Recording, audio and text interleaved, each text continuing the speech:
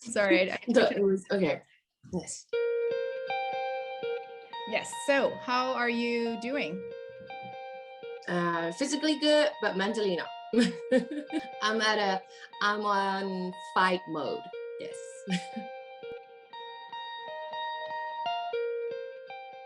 Myanmar is at war. This is the sound of Myanmar today.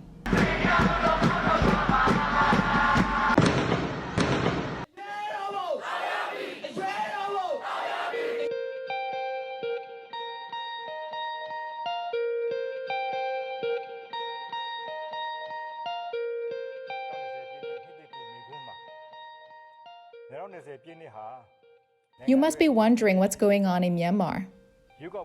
On February 1st, the Myanmar military took over the entire country.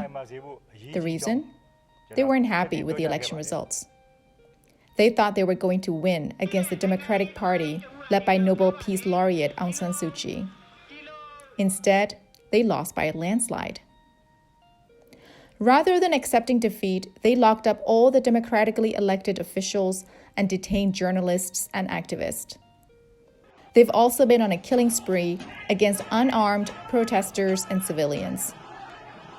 Every day, there's someone killed. Some days, as many as 10 people are killed. You see, I was born and raised in Myanmar, formerly known as Burma.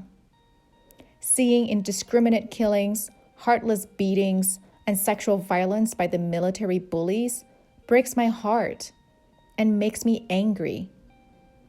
I needed to talk it out with someone. So I reached out to my high school friend, who's a social media influencer and a blogger with 500,000 followers. And we talked about everything from social punishment, suicidium movement, to gender-based violence issues. And how have the protests been going? The ones that you participated in? They've been cracking down. The problem is all the protesters here, we don't use any arms. Forget about arms. We don't even have anything. We just walk around, or either we just do sit down protests and stuff, but they crack down. They shoot in the crowd. They say mostly rubber, but sometimes they use the real gun and using the dead tools. So I have to be careful. Their tactic and their plans are so low and so outrageous and just so barbaric. These are all the technique they used to do. This is the way they handled back in 1988 when I was only 5 years old. And well, you grew up here, like during 90s, you know how it went down, without internet, without anything, information technology wasn't there. So they could do whatever they wanted to do, but this time around, they underestimated the people's power in this country, and also Generation Z. They underestimated the kids. They thought if they have the gun, these people are gonna stop. That's what they thought. So you think that the involvement of the Gen Z and the internet has changed the landscape? Oh, drastically, like totally, because back in the days, to get the information, forget about any other thing. I won't be able to do this with you right now, what we're doing back in the day, back in 90s, to get a piece of information. Even right now with this social media and all that, we're still seeing a lot of false information. I don't even know which one is right, which one is wrong. If I have to do something, if I want to share back on my platform, I have to make sure that this piece of information is correct. It's come from a reliable source. The news is spreading quite fast, and also people jump on the trend because we only use Facebook, like it. But now Gen Z, they're very active on Twitter. They're letting the world know. So it's just totally different. That's our advantage from the people's side. I mean, you yourself are, you have a very, very big following online. So how do you think as an influencer, like what is your role in this, in this movement? And how do you think you can use your platform to influence others? But first thing first, since the day one, February 1st, I spoke out my concern. I was very vocal since the day one, and my Facebook has been banned left, right, and center because every post that I post, people has been reporting, and now I am on 30-day pause on my Facebook. I don't even know how Facebook is handling things like that. Not only me, other people who have voice like mine or even louder, they're having this issue, like big issue with Facebook, their community standards. They don't even monitor proper. They're blocking all these people who have voice. So like, this is my first concern. But like I said, I have to make sure that the information I share is correct.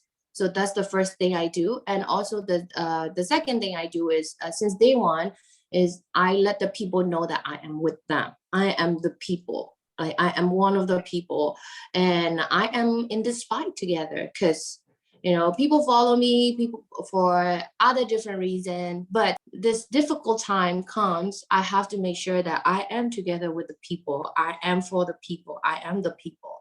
That's the most important thing. I'm fighting for me. I'm fighting for people who follow me, and I'm fighting for my country. How has your community reacted to what you've done online so far?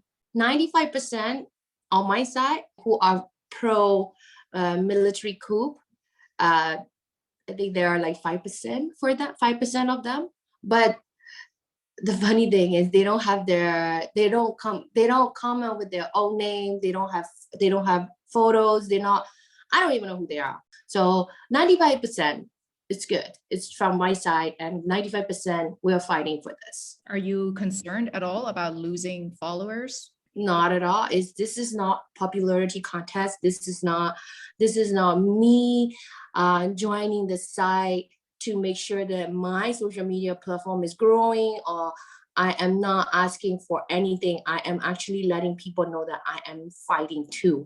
I'm not going to lose any follower, even if I do lose follower, because I am siding on the truth, and I don't care for it. I am not afraid to lose followers at all.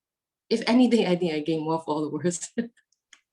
Can you tell me a little bit about what happened with your Facebook account? You said that it got locked left and right.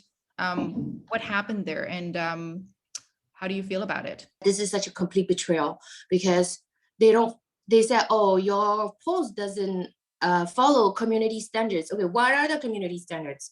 The posts that I've been posting are not toxic, nothing. The post I got locked out from Facebook was about sharing the information about the gun shoot in Mandalay. I did not say anything, no graphic, nothing, no swear words, nothing on it. And then I am banned from Facebook. So first time, 24 hours, yes, I did that. And then second time, 3 days, and third time, a week. And now I'm banned for 30 days on my account. I feel betrayed. That's how I feel like it. But not only me, other people are having the problem too. I know there are people who are very active. Even the girl who is so active, I'm not sure if you know her name, like Pencelo. She's very active. She has over 2 million followers, and she's been locked too. Were you always political, or did you only get political recently? I came back to Myanmar back in 2015 on November 8th, the election day, because I was like, okay, let's make it memorial. I actually moved back to Yangon from Toronto after living in Toronto for 10 years. So I'm like, okay, this is now or never. Like, if I go back now, I can start my life again, and I can do it.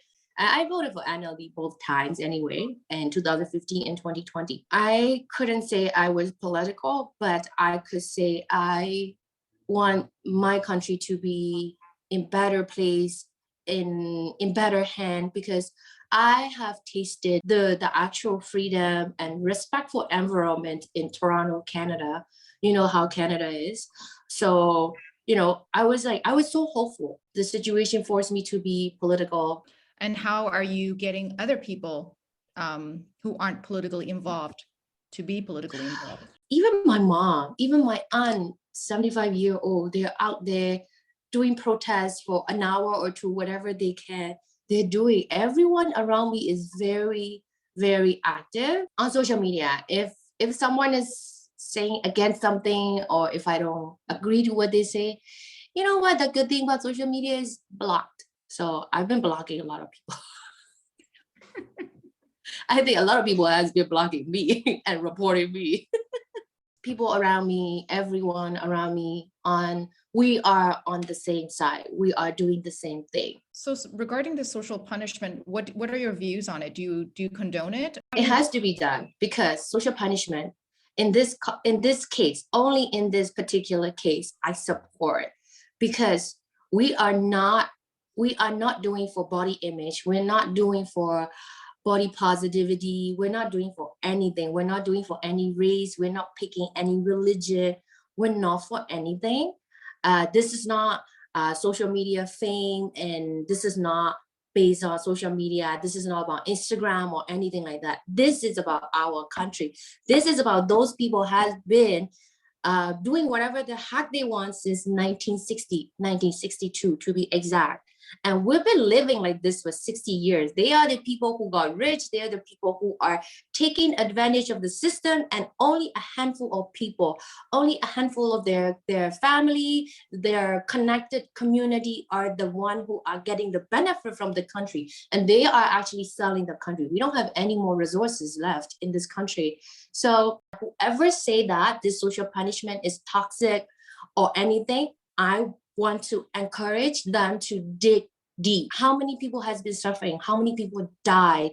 And we have the longest civil war running.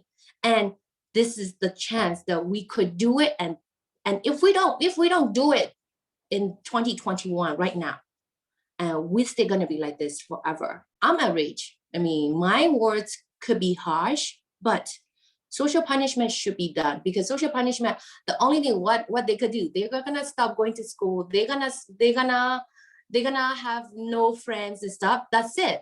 But they're gonna be rich. They're gonna live in good houses. They're gonna be doing what they are doing, you know. But imagine from majority people, ordinary majority people like us, we've been forced to do things that we don't want to do, and we don't have good education. This country is in chaos.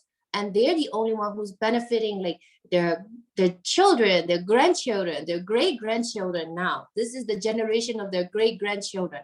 We gotta kick them out of our community, because they've been sucking the country's blood. And this is at least we could do from the people, social punishment. This has nothing to do with this current cancel culture, or I am afraid that people might misunderstood, and they like, oh, this is toxic. I don't encourage that, you know, whatever their parent is doing, kids has nothing to do. Okay, what if I say those people who are protesting out there and the young kids who got shot and killed are like on their head, did they do anything wrong? Did they have the choice? No.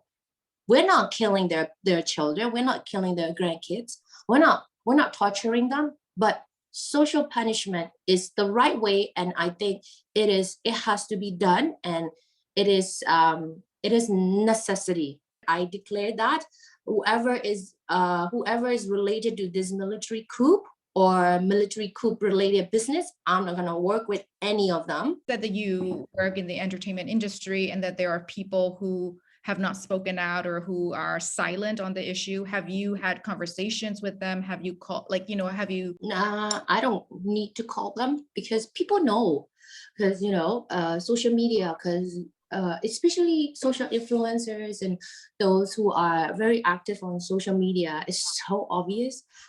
Some people went silent since February 1st. And some people actually had the audacity to say their account has been hacked. Are you dumb? Are you really dumb? So no, I don't talk to them. Like, most of them I don't.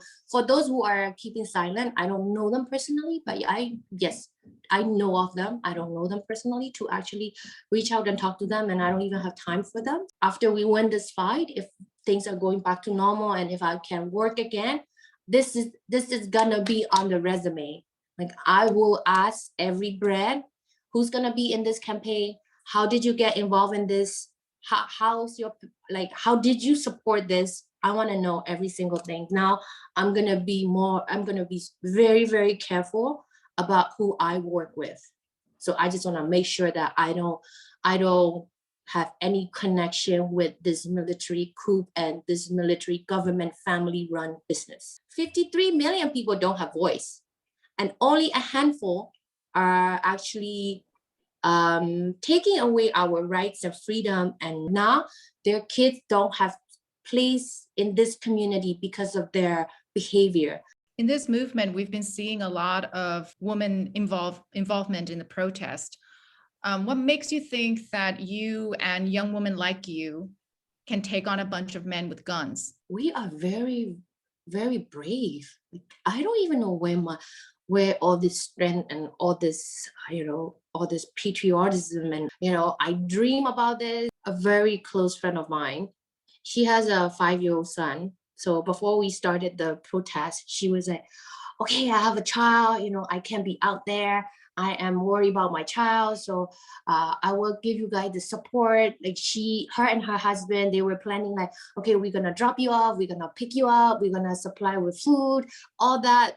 We're just planning of the whole, like plan, like Ocean 11, whatever it is.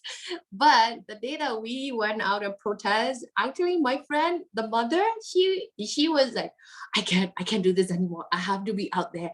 I am doing it for my child. My child will never have the teenage year like I did. The parents of Gen Z, they're very understanding. They're very supportive.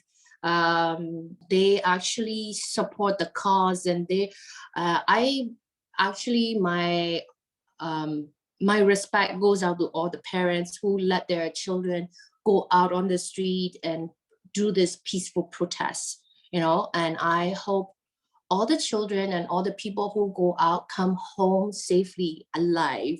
Here, I just want to let you know that I spoke to Win on 4th of March, and the death toll has increased since then. Because the children got shot in the head, like mostly in the head. How do you feel when you see news like that? I have this very extreme aggressive personality. So instead of me getting sad, I am getting really angry, and I'm enraged, and I'm like, okay, I'm ready to fight. Every single face of the kids, I try to remember. And if I have to do it, I'm going to do it for them. So I'm going to make sure that they give up their life for no reason. I'm going to make sure that these kids fought for the freedom and fought for the right cause. And I, as a Myanmar citizen, we need to actually do it for them. I'm going to do it for them. Here we went on to talk about how she feels safe or unsafe about protesting on the streets. I have never seen this in my life, to be honest. And also, I'm sure you've been seeing pictures photos on social media. We protest, like thousands and thousands of people protest on the street. And when it's done, there's not even a speck of garbage on the street and people picking up. Before, even when I went out, I have to pack my water bottle, my emergency kit and whatever. Now I don't even care. I just went out just like that, because there are people on the street giving out food, giving out water, giving shelter, emergency medical unit, everything. And even the other day when I walked out, they gave us helmet and goggles. Personal safety within the crowd, within the people, I feel actually safe with the people. But the only thing I feel unsafe about is the gunshots from the other side. There were five or more than 5 deaths 2 days ago, a place not so far from where I live. So that just goes to show that how brutal they are and ruthless about this crackdown. Do you think, you will win? Yeah, for sure. We're going to win this because they only have guns, and that's their biggest advantage. Their lack of manpower, their lack of intellectual properties, their lack of planning. They're just using guns as a solution. And this solution's not gonna last forever. and we're gonna win this for sure. I don't underestimate the power of people. Like, it's actually really great. We are united. We are coming out together. I have hope for CRPH and also those people who are doing their job from outside of the country. I trust in them. We're gonna win this for sure. And also CDM is affecting them tremendously, and we're gonna keep on doing that. And I am sure a lot of people join this movement, and this is our advantage. It's just a matter of time. For sure, we're gonna win. In the long run, there are more to lose for them than us because they're the one who has a lot of businesses. No one recognizes them, so they don't have the legitimacy to actually be being a government. And there are gonna be sanctions coming out. We can survive, but can they survive? You mentioned something about how this is more than the NLD, more than the military.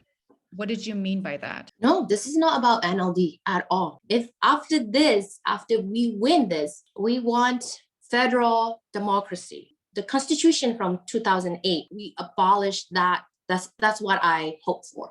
I know that after Wynne returned from Toronto, she worked really hard to build her business from the ground up. So I wanted to hear from her what happens to the economy and to the society when women get involved and take the lead. You said that, you built yourself up from the ground. What was it like as a woman to For this 5 years, I work with 90% of the time I work with women. They're very efficient, they're very blunt, direct, and we get things done. I have a lot of respect for Myanmar women who are working and who are actually in this industry working professionally. We get things done. I feel safe. I feel encouraged because of the industry I'm in. We are the upper hand actually. So my industry, majority women or LGBT community. So we work so good together. Medical professionals in Myanmar have gone on strike and have walked out of their government-owned hospitals in protest. They refuse to work for this illegitimate military junta and said they will only follow the orders from the democratically elected officials. I asked Wynne about how she reacted to this news. And how do you feel about doctors going on strike? They are going on strike, but they are still helping people out. So I support them. I actually support them because they help people without getting paid, without getting salary. I support this cause because that give how do I say? Because in our community, doctors are considered to be, Asian. Doctors are considered like the highest, and the engineer, and then you're nothing, right? So when the doctors are going on strike and they are getting involved in the CDM movement, it shows that, oh, okay, these educated people are doing it. And then we have the support from this, highest ranking professions in our country. And so it gives a lot of encouragement to other people from other professional backgrounds. Women protesters have resorted to using their tamains or skirts as flags and menstrual pads as weapons of assault against the military men. The reason why it's gained traction is because in Myanmar culture, mainly the older generation and especially the military community, or so I've heard, believe in this thing called Pong, which is a higher spiritual power and intelligence that men have from birth. In Wynne's words, it's basically male supremacy. You know this thing called Pong? Pong Shire. What do you think about that? My generation and the younger, we don't really care. Older generation are so sensitive about, men having higher unseen power than women, and they don't want to do anything with women. So it gives us how do I say? It gives us the advantage to actually threaten them. You actually speak out a lot about women empowerment issues. Yeah. How does gender inequality look like to you? Well, I grew up from a family background of how do I say? My dad is the sole provider of the family, my mom being the housewife, and also my dad being physically and mentally abusive towards me, my mother and I, you know. In 2011, I had a physical fight with my dad, trying to take my mom out of this family. My face was beaten up, you know, my face was beating up with blood and everything. And I went into police station and I asked for help. And they're like, oh, this family matters, we don't get involved. And that that hit me. I'm like, oh my God, there's no law, there's no justice for forget about work, forget about professional industry, anything, forget about that. You know, being at home and be imagine you live in the same house with person who is torturing you and who is actually hurting you physically, but we don't know where to ask for help. That was in 2011. It was 10 years ago.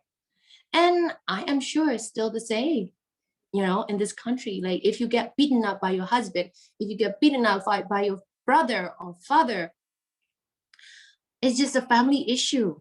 You know, you don't got to say anything. No one's gonna help you. So I am for that cause. If you think about it, and a person like me who can speak English, who live abroad, who has the voice, I had that problem. I had that issue in my family, and it's not safe. It's not safe. Like we need the safety net start from the family. I don't ever want another woman to grow up from a household like mine, and I don't ever want them to grow up feeling like, oh my God, my mom and dad's fighting. My mom is getting beaten up, and I don't know where to ask for help. No one's helping. You know, in this community, even if you are if you commit domestic violence, even your like distant relatives or relatives, if you're not immediate family member, you don't ever want to get involved. You know, no one, I cannot ask help from my aunt, from my uncle. No one's gonna help you. No one's gonna come in and like slap my dad for slapping me. You know what I'm saying? And I can even go to a police station and report my dad for domestic violence. It's still happening until today. You know, that's a big issue we're facing here. There are a lot of kids I know, even my age, people went through that. I want people to know that I went through this. So I want people who read my stuff, who knows me, I want them to know that I came from this background, and you don't have a choice to be in this family, but you can choose to leave them. You have the power to leave them. And I want this message to go out to the people who feel hopeless, who feel like they are trapped, to know that you have a choice. Our culture is very family-based, family-centered, everything is family. I'm not saying it's bad. It's good in a way if you have a good family. If your family is supportive, if your family is loving, and if your family is united, yes, all for it, go for it, you know, live together happily ever after. Yes, cool. But what if your family is so toxic, like my dad, you know, how are you going to escape? And no one's going to give them the strength of like, hey, you can do this. And everyone, I'm for sure, like 99% of the people who are going to be like, oh, you know, this is karma, this is the fate, you just live with it, these are your parents, just take it, you know, don't say anything, just be the best children, be the best daughter, be the best son you can be. That's the only way that they would say. I don't think that's encouragement. I don't think that's man, woman, human empowerment. I don't think that is the right way. And that has nothing to do with religion. That has nothing to do with culture. That is based on human dignity. Since I'm living abroad, I asked her how we, as Myanmar people living outside the country and the international community, can help support the people. Well, for those who are outside of Myanmar, please, you get the right information, and then please spread the awareness for us, and even your tweet, your share, your follow, whatever that you can do, help us a lot. We like the encouragement from international community, and we are actually sick and tired of this military dictatorship. If we have the support from people around the world, we really appreciate it, and then your help goes a long way. As we were wrapping up our conversation, and since her Facebook page has been banned, I asked her if she could speak to her fellow protesters and online followers. What would she say? ရေးတော့ပေါ့အောင်ရမည်အောင်ကိုအောင်မယ်အောင်ကိုအောင်ရမယ်ဒီအချိန်မှာမြန်မာလူမျိုးတွေရဲ့စီလုံးမှုမြန်မာလူမျိုးတွေရဲ့ရဲရင်မှုမြန်မာလူမျိုးတွေရဲ့အညံ့မခံတဲ့စိတ်ဓာတ်တွေဟာဒီအချိန်မှာတကယ်ကိုရဲရဲဝံ့ဝံ့နဲ့တကဘာလုံးကိုပြရမှာဖြစ်တယ်ပြီးတော့တကဘာလုံးကလည်းဒါကိုကြည့်နေတဲ့အတွက်ကြောင့်မလို့ကိုရီလိုပဲနောက်ထပ်အဖိနှိတ်ခံရှိတဲ့အတိုင်းအဝိုင်းနေလဲကိုရီလိုမျိုးအားရှိလာအောင်မြန်မာလူမျိုးတွေကဒီအရေးအခင်းမှာတကယ်ကိုစံနမူနာအဖြစ်နဲ့ဆက်လက်ပြီးတော့တိုက်သွားမယ်ရေးတော့ပေါ့အောင်မယ်